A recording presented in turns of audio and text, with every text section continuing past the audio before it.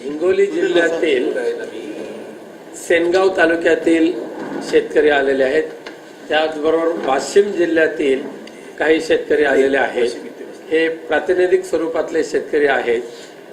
हिंगोली किंवा वाशिम ह्या विदर्भ आणि मराठवाड्यामध्ये मागच्या काही वर्षापासून दरवर्षी सातत्याने नैसर्गिक आपत्ती येते, अवकाळी पाऊस, गारपीट, आणि त्यामुळे शेतकरी उद्ध्वस्त होतो।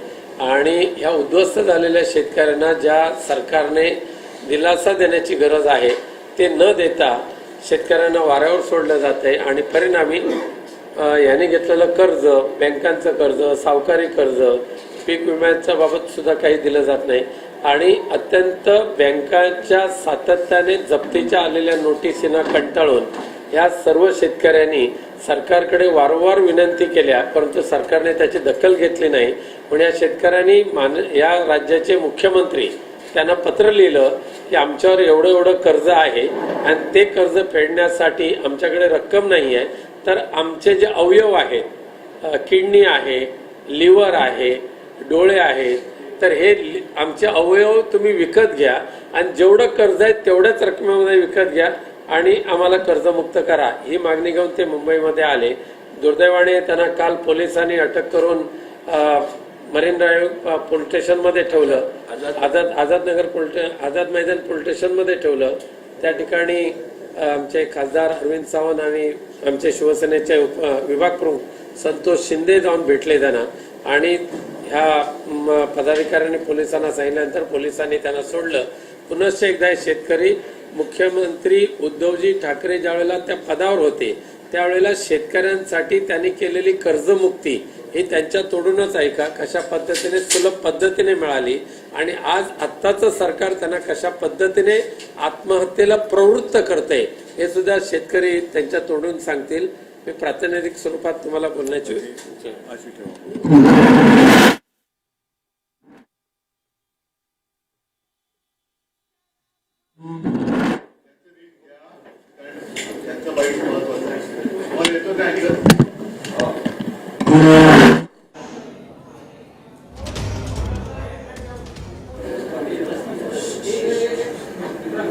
नमस्कार। आम्ही हिंगोली वाशिम येथून आलेले शेतकरी आहोत।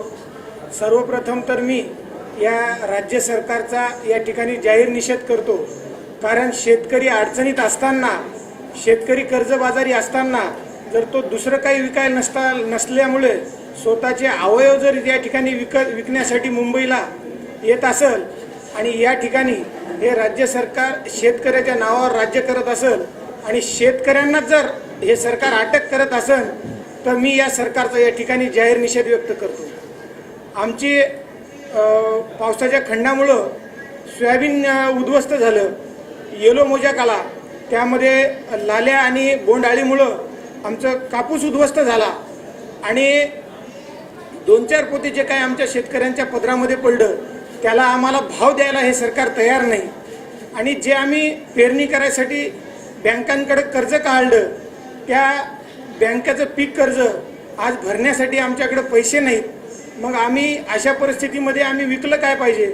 आमची जमीन बँकेकडे गहाण आहे, आमचं घर बँकेकडे गहाण आहे, म्हणून आम्ही दुसऱ्याची वस्तू विकू शकणार नाही। आम्हाला जे स्वातंत्र्य आहे आमच्या वैयक्तिक अवयवाचं ते आम्ही विकायला काढलं आणि जास्त पैसे काही ठेवले नाही। आम्हाला कोणाचा 1 रुपया शिल्लक नको।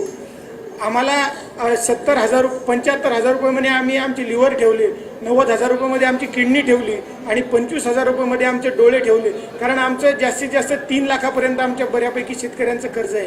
तेवढे पैसे या सरकारनं आमचे अवयव विकत घ्यावं आणि हे पैसे आल्याच्या नंतर या सरकारनं आमच्या बँकेचं कर्ज परतफेड करावं या उद्देशाने आम्ही मुंबईला आलो। आम्हाला सहानुभूती तर नाहीच, आमचा प्रश्न तर ऐकून घेतलाच नाही, परंतु सरकारनं आम्हाला दडपवण्याचं काम केलं। आम्हाला काल जबरदस्तीनं सरकारनं गाडीमध्ये पोलिसांच्या व्हॅनमध्ये बसून पोलीस स्टेशनला चालवलं। कशासाठी चालवलं, काय चालवलं, आमचा गुन्हा तरी काय हेही सांगितलं नाही। या ठिकाणी एक आनंद वाटला, चांगलं वाटलं की चला मुंबईमध्ये शेतकऱ्याच्या पाठीमागं कोणीतरी आहे। या ठिकाणी आम्हाला त्या काल पोलीस स्टेशनमध्ये अरविंदजी सावंत साहेब खासदार आणि शिंदे साहेब आपले या भागाचे विभाग प्रमुख संतोष शिंदे साहेब आम्हाला भेटायसाठी आले आणि विचारणा केली की तुम्ही उपाशी आहेत का, तुम्ही काही खाणार आहेत का. चांगलं वाटलं, शेतकऱ्याच्या पाठीमागं कोणतरी आहे. आम्ही आत्महत्या करून मेल्यापेक्षा आमच्या शेतकऱ्यांचे जे काही अवयव होतं ते सरकारला विकण्याचा या ठिकाणी प्रयत्न केला. आमची चुकी तरी काय. आज आम्हाला रब्बीचं जे काय आमचं वाशिम, हिंगोलीसह इतर जिल्ह्यातलं कालच्या अवकाळी पावसामुळे आमचं सगळे पीक उद्ध्वस्त झाले. त्यामध्ये तूर असू द्या, हरभरा असू द्या, आमचे गहू असू द्या.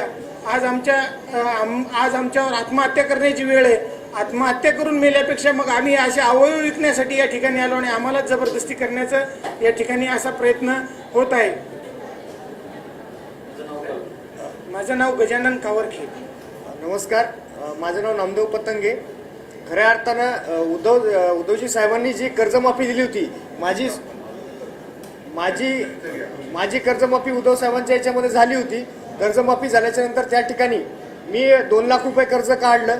आता या 2 लाख रुपये कर्ज काढल्याच्या नंतर या 2 लाखाचे आज माझ्यावर 3,25,000 रुपये एवढं कर्ज झालं.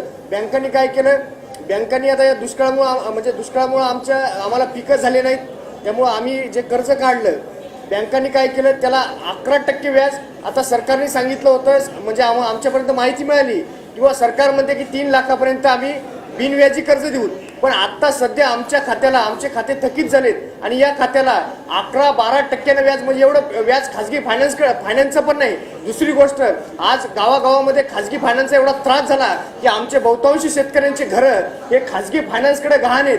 त्याच्यानंतर आमच्यावर जो बँकेच्या कर्जाचा बोजा चढला, तो बोजा एवढा मोठा झालाय की त्याचं ओझं आम्हाला, म्हणजे आमच्या सातबाऱ्याला, आमच्या शेतीला किंवा आमच्या घराला, आमच्या मुलाबाळांना सहन करणं म्हणजे कठीण झालेलं आहे. या अनुषंगानं आम्ही 10 शेतकरी होतो. खऱ्या अर्थानं आम्ही आत्महत्येचा निर्णय घेतला होता. पण मग कुठेतरी विचार आला की कोणीतरी आपली दखल घेईल, म्हणून आम्ही आत्महत्या न करता आमचे जे अवयव आहेत, आमचं घर खाजगी फायनान्सकडे गहाण आहे, आमच्या बँकेचा आमच्यावर बोजा आहे, मग आम्ही आमचं कर्ज परतफेड करायचं कसं. सरकारनं कर्जमाफी, म्हणजे सरकारकडून अपेक्षा आहे, या अनुषंगाने आम्ही या मुंबईमध्ये आलो. पण मुंबईमध्ये आल्याच्या नंतर तुम्हाला सांगतो, 4 दिवस झाले आम्ही या ठिकाणी उपाशी आहोत. 4 दिवसामध्ये साध्या तलाठ्याचाही आम्हाला फोन आला नाही की बाबा रे तुम्ही या आणि आमच्यासोबत चर्चा करा. आणि काल त्या ठिकाणी 4 दिवस सरकारच्या कोणीही प्रतिनिधीने आम्हाला न विचारल्याच्या नंतर आम्ही अपेक्षा ठेवली की कुठंतरी विरोधी पक्ष नेते म्हणजे उद्धव साहेबांच्या घरी आलो. आम्हाला त्यांनी सहकार्य केलं, म्हणजे त्यांचे जे काही सहकारी होते ते भेटले, त्यांनी आम्हाला धीर दिला. त्याच्यानंतर आमच्या दादांनी आम्हाला धीर दिला आणि त्या ठिकाणी आल्याच्या नंतर इथून ज्यावेळेस बाहेर पडलो, आम्हाला सरकारकडून अपेक्षा होती किमान सरकार आता तरी चर्चा करेल. पण या सरकारने दडपशाही केली आणि तुम्हाला तुमच्या माध्यमातून सांगतो की जोपर्यंत आमचं कर्ज माफ होणार नाही, आमचे जीव गेले तर हरकत नाही, पण आम्ही मुंबई सोडणार नाही. यांचा पीक विमा नाही, यांचं दुष्काळी अनुदान नाही, यांच्या जाचकाठी यांनी कर्जमाफी केली. आम्ही यातल्या जवळपास 75% शेतकरी या फडणवीस साहेबाच्या कर्जमाफीमध्ये आम्ही पात्र झालो नाही, उद्धव साहेबांच्या कर्जमाफीमध्ये आम्ही पात्र झालो. पण त्याच्यानंतर जे आमच्यावर कर्जाचा डोंगर वाढत गेला, हे सरकार दखल घ्यायला तयार नाही. सरकारला माझी विनंती आहे की आता तरी, आणि महाराष्ट्रामध्ये जर तुमच्या माध्यमातून कोणी पाहत असेल तर आमचं तुम्ही कर्ज माफ केलं पाहिजे, अन्यथा आम्ही मुंबई सोडणार नाही. आमचे जीव गेले तर काही हरकत नाही. फक्त तुम्हाला पीक विमा कंपनीने गेल्या वर्षी हो किती रक्कम दिली ते पण जरा सांगा. आणि सरकारने जे काही 13,500 रुपये 2 हेक्टरला जाहीर केले त्याच्यापैकी किती मिळाले ते सांगा. हे बघा, गेल्या वर्षी सरकारने, आता गेल्या वर्षी आम्हाला ICICI लोंबार्ड नावाची एक कंपनी होती. या ICICI लोंबार्डने काय केलं, आम्ही म्हणजे बरेचसे शेतकरी तिथं कृषी कार्यालयामध्ये गेलो. गेल्याच्या नंतर यांनी आम्हाला 1000, 2000, 500, 300, एका शेतकऱ्याला तर 1 रुपया विमा आला, 1 रुपया 2 रुपये विमा आला. आणि यांनी काय केलं, यांनी जे 13,600 रुपये म्हणजे जाहीर केले होते, ते माझे सहकारी तुम्हाला सांगतील काय झालं 13,600. मागच्या वर्षी काय झालं, यांनी 3 हेक्टरची मर्यादा ठेवली, 13,600 रुपये जाहीर केले.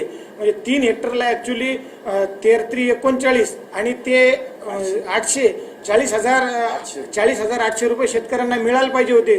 परंतु आमच्या भागामध्ये बऱ्यापैकी शेतकऱ्यांना 2,000, 3,000, 5,000, म्हणजे सांगायचं एक, करायचं एक, बोलाचा भात आणि बोलाचीच कडी.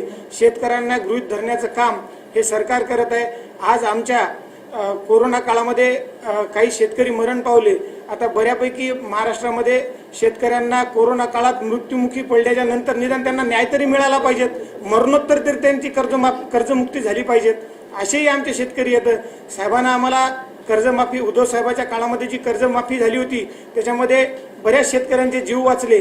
आणि आता लगातार 3 वर्ष झाले कधी आम्हाला पावसाचा खंड पडतो. मागच्या वर्षी अतिवृष्टी झाल्यामुळे आमचं सगळं सोयाबीन कापूस गेला, त्याच्यामुळे आम्ही कर्जबाजारी झालो.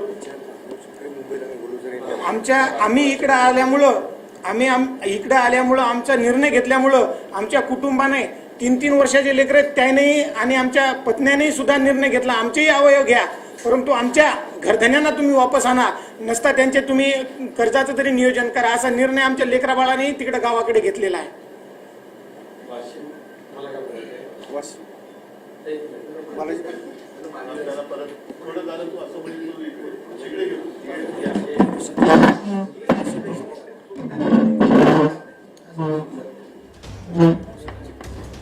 तुम्ही दाखवताय ना रे,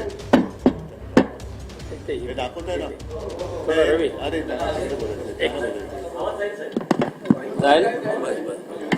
हे वाशिमचे शेतकरी आहेत. आम्हाला साहेबांमुळे उद्धव साहेबांनी कर्जमाफी केली. नाही तुमचं आता सांगा, माझं नका कौतुक करू, तुम्ही तुमची आता जी काय परिस्थिती ती सांगा. आता तुम्हाला काय त्रास? पीक विमा नाही, पीक विमा मिळत नाही. आमचे जे खासदार आहेत कोणत्याही प्रकारची मदत करत नाही, कारण हे शिंदे सरकारचे सरकार असल्यामुळे वाशिमला कोणतीही मदत मिळत नाही असं आम्ही सांगू शकतो. ठीक आहे, तर तिथूनच बोला. ठीक आहे, मी बोलतो.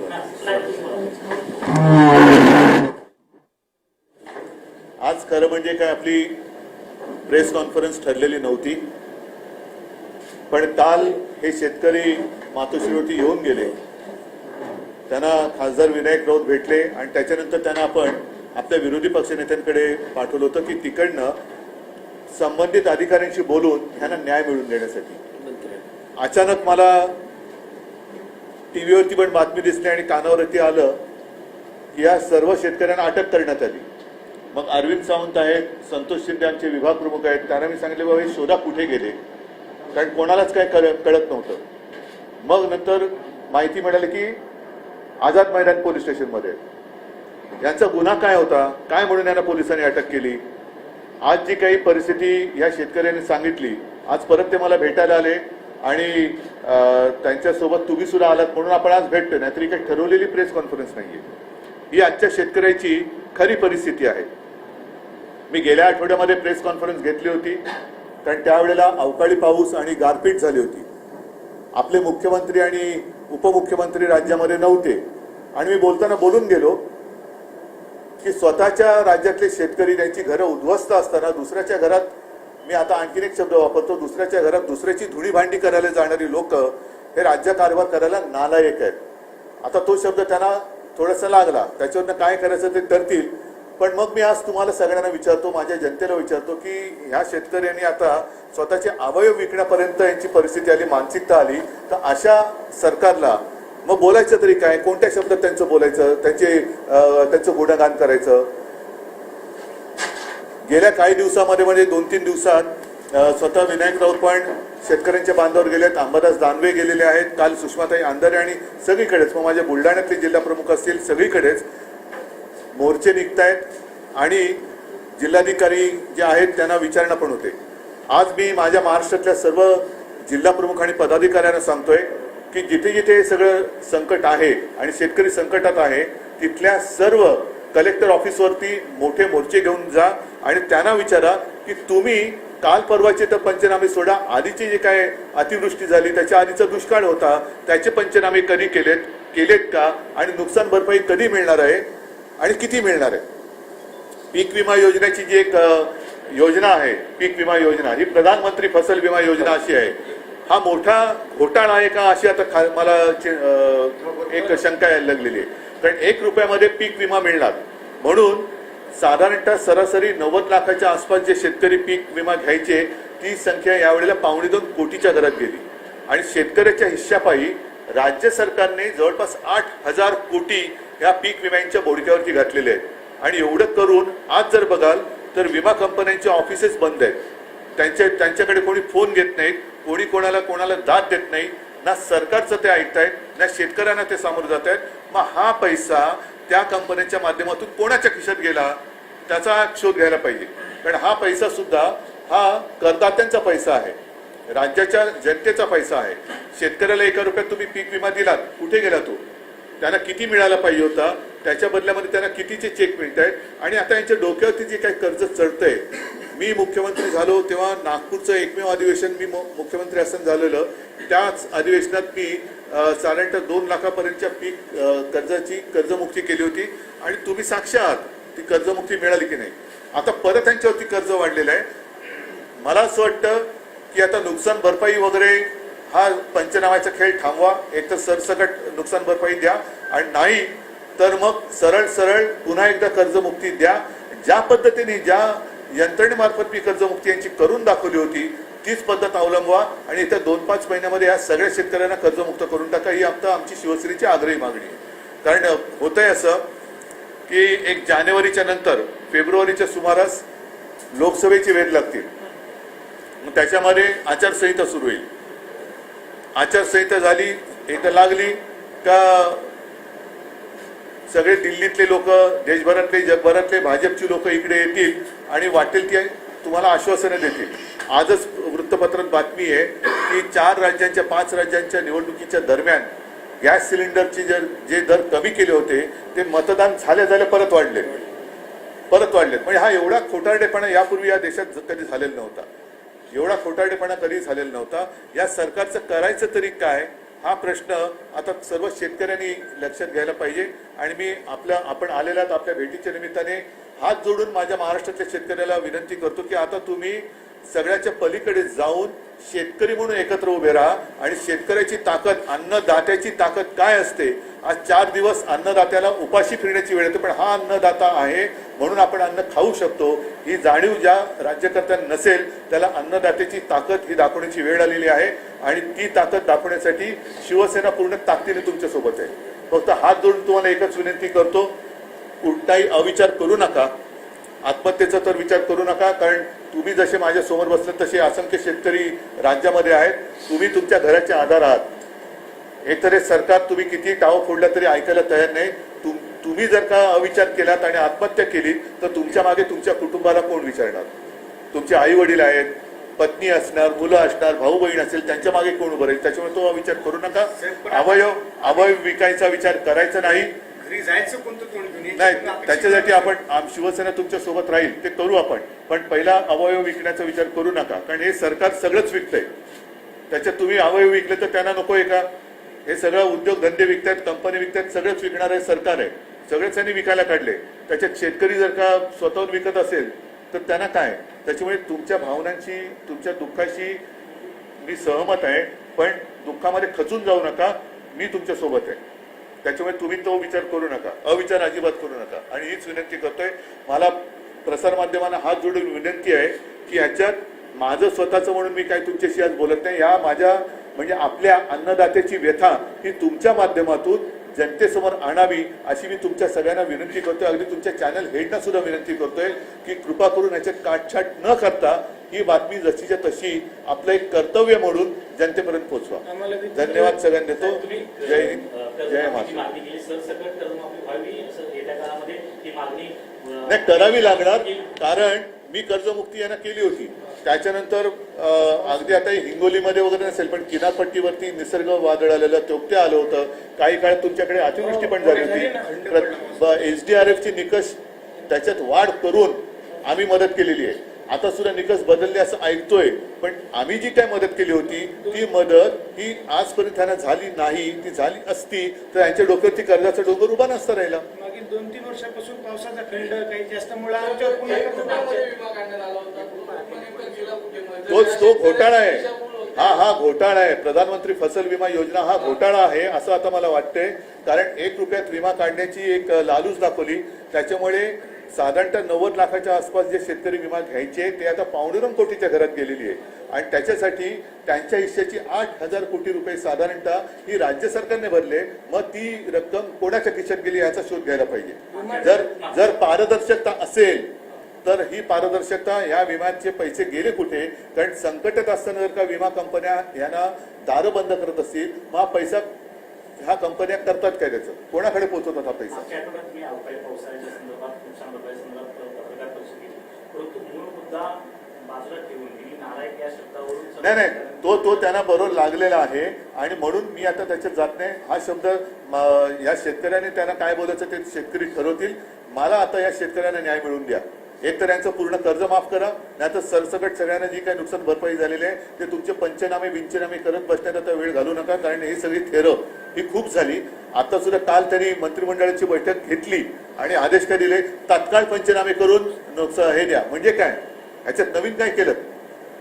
नवीन काय केलं? लोकप्रतिनिधी तर ऐकतच नाहीत, पण आमचे प्रशासकीय अधिकारी पण बोलत आमच्या नाहीत. अधिकारी तहसीलदार 200 एकर जमीन झाली साहेब. हे आणखीन वेगळं आहे. आमच्या आमदाराची आमदार झाल्याच्या नंतर 200 एकर जमीन झाली एकदमच. मी पत्रकार परिषद घेतल्यानंतर कृषी मंत्री धनंजय मुंडे म्हणतायत की ज्यांनी याच्यामध्ये घरात बसून सरकार चालवलं त्यांनी आम्हाला काही शिकवलं. ठीक आहे, त्यांनी कुठल्या तरी एका घरात बसावं. धनंजय मुंडेने कुठल्या तरी एका घरात बसावं आणि सांगावं की हे माझं घर आहे आणि तिकडे बसून तरी त्यांनी कारभार करावा. एवढीच माझी विनंती आहे. साहेब दिवाळीला आमच्या घरी बाजार नव्हत असेल. नाही, ऐका ह्यांच्यामध्ये त्यांनी चेष्टा मस्करी करू नये. कारण हा जीवाशी खेळ शेतकऱ्याचा होतोय. शाब्दिक खेळ आता करू नका. आम्हाला पण शब्दाच्या पोटे आणि त्यांना मग त्या भारी पडतील. त्याच्यात त्यांनी जाऊ नये. आज तुमच्याकडे जबाबदारी आहे. तुम्ही गद्दारी करून सरकार पाडलं आणि पुन्हा गद्दार म्हणून तिकडे सामील झाला. जबाबदारी घेतलेत ना, पार पाडा आणि करा. शेतकऱ्यांना कर्जमुक्त करा. नाहीतर तुम्ही दिवस सांगा. हे तर दिवाळीच्या आधी यांना पीक विम्याचे पैसे देणार होते. निदान आमच्या आजच एका वृत्तपत्रात बातमी आले, साधारणतः 5 जिल्ह्यामध्ये 0 रकमेचं वाटप झालेलं आजपर्यंत. त्याच्यात नाशिक आहे. आम्हाला जर विमा द्यायचा नसेल तर आमच्या बापाच्या घामाचा दामाचा 1 रुपया जो भरला तो तरी द्या. निदान याच्यात वाटत असेल काही. 4,500 3,500 रुपये म्हणा. नाही, म्हणून मी म्हटलं ना की प्रधानमंत्र्यांच्या नावाने जी फसल विमा योजना आहे ती घोटाळा आहे का ह्याचा आता शोध घेण्याची वेळ आलेली आहे. ठीक आहे, ही बातमी मी पुन्हा सगळ्यांना हात जोडून विनंती करतोय की कृपा करून ही आपल्या अन्नदात्याची व्यथा ही तुमच्या माध्यमातून महाराष्ट्राच्या आणि देशाच्या कानाकोपऱ्यात पोहोचवा. एवढीच माझी विनंती. आता चला,